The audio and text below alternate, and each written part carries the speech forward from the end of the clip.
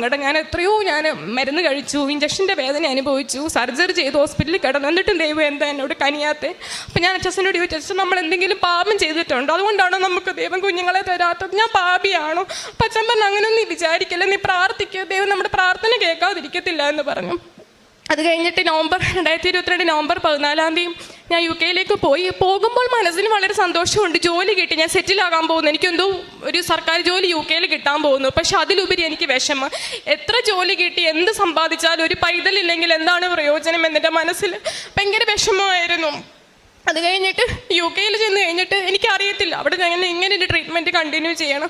അപ്പം അവിടെയൊക്കെ തിരക്കിയപ്പോൾ ലക്ഷങ്ങളുടെ പൈസയാണ് ട്രീറ്റ്മെൻറ്റ് ചെയ്യുന്നതിന്. അപ്പോൾ എനിക്ക് ഭയങ്കര, ഇപ്പം ഞാൻ എൻ്റെ ഫ്രണ്ട്സിനോടൊക്കെ സംസാരിക്കുമ്പോൾ എൻ്റെ കൂടുതൽ എൻ്റെ വിഷമം എൻ്റെ കുഞ്ഞില്ല എന്നുള്ള വിഷമമാണ്. അപ്പോൾ എല്ലാവരും പറഞ്ഞു, ചേച്ചി എപ്പോഴും ഇങ്ങനെ വിഷമം പറയാതെ കുഞ്ഞില്ല അതൊരു നെഗറ്റിവിറ്റിയാണ് ചേച്ചി ഞങ്ങൾ കാണുന്നതെന്ന് പറഞ്ഞു. ഞാൻ പറഞ്ഞില്ല, നമുക്ക് നോക്കാം.